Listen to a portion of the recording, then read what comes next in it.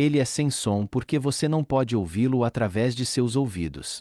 Ele é sem som porque o som é sempre criado através do conflito, e não há nenhum conflito. O som é sempre criado através da dualidade, duas coisas em conflito, mas não há duas coisas no coração. Ele é sem som porque não pode ser ouvido, só pode ser vivenciado. Lembre-se. Ouça apenas a voz que é silenciosa. Como se pode ouvir uma voz que é silenciosa? No Zen, um koan. Ouvir o som de uma única mão batendo. Os monges Zen chamam a isto de a mais profunda meditação, tentar ouvir um som incriado. Se você ficar meditando, apenas sentado e meditando, tentando ouvir, ouvirá muitas coisas. Esta é uma das técnicas mais belas. Feche os olhos, sente-se sob uma árvore e comece a ouvir. Você ouvirá muitos sons novos, dos quais nunca esteve consciente antes. Pássaros, insetos. Lentamente, muito lentamente, você se tornará consciente de muitos sons ao seu redor. Continue procurando qual som é incriado. Todo som é criado. Um pássaro começa a cantar e então para. Aquilo que foi criado moveu-se agora para a não existência. Continue ouvindo, continue ouvindo. Continue tentando encontrar qual é o som incriado. Aos poucos, sons ainda mais sutis serão ouvidos. Você começará a ouvir as batidas do seu próprio coração, começará a ouvir sua própria respiração. Mas isso também é criado. Seu coração parará, sua respiração não pode continuar eternamente. Ela não esteve sempre aí. Quando uma criança nasce, não há nenhuma respiração. Então, de repente, a criança começa a chorar e a respiração se inicia. Continue ouvindo profundamente. Estes não são sons sem som. Jogue-os fora, elimine-os. Você começará a ouvir o som de sua circulação sanguínea. Ainda mais sutil. Você não tem, habitualmente, consistência da circulação de seu sangue. Você o ouvirá circulando, ouvirá o som. Mas este também é um som criado pela circulação, pelo conflito. Continue eliminando. Se você persistir o bastante, chegará finalmente um momento em que todos os sons terão desaparecido, você não pode ouvir nada. Uma brecha é criada, todos os sons desaparecem. E, com esses sons, todo o universo desaparece para você, como se você tivesse caído num vazio. Agora, não tenha medo. Caso contrário, você recuará novamente para o mundo dos sons. Permaneça sem nenhum receio. Isto será semelhante à morte, e é uma morte porque quando todos os sons são perdidos, você também perdeu sua mente. Sua mente é apenas uma caixa barulhenta. Você não tem mais nenhuma mente. Com a ausência dos sons, o mundo não está mais presente. Você se sentirá como se tivesse morrido. Você não existe mais. Você não era mais do que uma combinação, uma reunião de sons. Persista. Esta morte é bela porque é a porta para o divino. Continue tentando ouvir o que está agora aí. Depois desse intervalo, se você passou por ele sem se tornar amedrontado e assustado. Se você se amedrontar, recuará novamente. Correrá de novo para o mundo dos sons. A mente começará a funcionar outra vez. Mas se você permanecer sem nenhum temor e conseguir persistir nesse intervalo, onde não há som algum, tornar-se-á consciente de um novo som, que é incriado. Este som é chamado pelos hindus de Onkar. A1. A1 é apenas um símbolo para o som que está sempre presente no centro mais profundo. A1, A1, A1, esse som está vindo de dentro, incriado. Ninguém o está emitindo. Ele apenas está ali. Esse é o som sem som, incriado. E somente com esse som você pode penetrar no santuário. Olhe somente para aquilo que é igualmente invisível, aos sentidos internos e externos.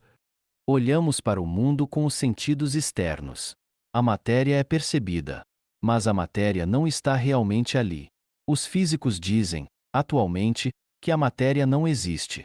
Ela é simplesmente energia, energia vibrando. A matéria é ilusória. Isso é muito estranho. No Oriente, os místicos sempre disseram que a matéria é ilusória, Maya.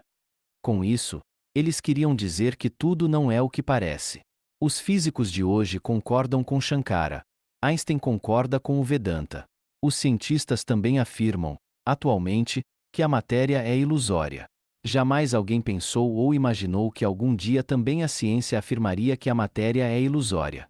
A matéria parece ser, mas não é. Ela é energia. Mas energia movendo-se com tamanha velocidade, com uma velocidade tão incrível, que não pode vê-la se mover. É por isso que ela parece ser matéria imóvel.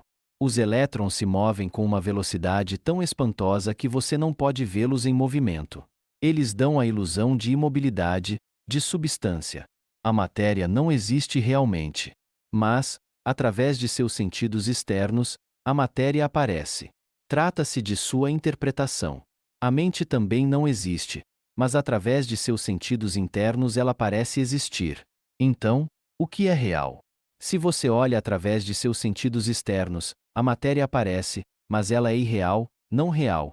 E se você olha com seus sentidos internos, a mente aparece, mas ela também é irreal, também é uma interpretação dos sentidos.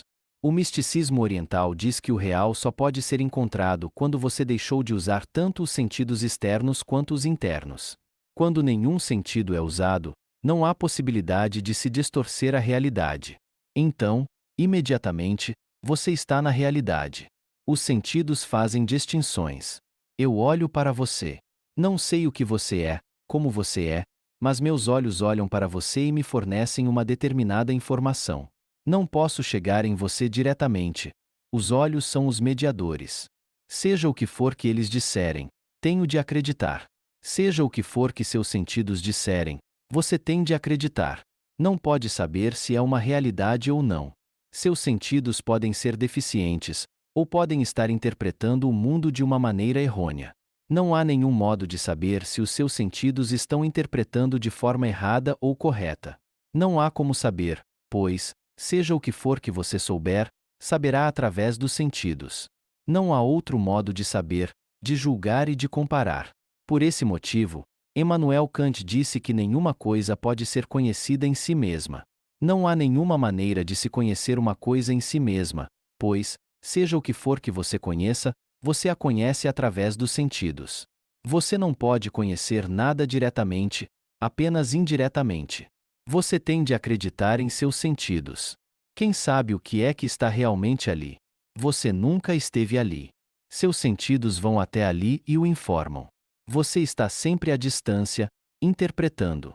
A mesma coisa acontece quando você começa a usar seus sentidos internos. Eles o informam a respeito daquilo que se encontra do lado de dentro, o que é a alma, o que é o eu. Mas isso também é apenas uma interpretação dos sentidos. E este sutra diz: Olhe somente para aquilo que é igualmente invisível aos sentidos externos e internos. o real é invisível a ambos. Não pode ser conhecido através da mente, não pode ser conhecido através da meditação. Quando tanto a mente como a meditação são lançadas fora, só então você pode penetrar na realidade. Quando não há meditação, quando você chega diretamente até ela, quando você penetra nela, quando não há mais distância, quando você tornou-se a realidade, só então você pode conhecê-la. Isso pode ser dito de um modo diferente. Você não pode conhecer Deus, a menos que se torne o próprio Deus.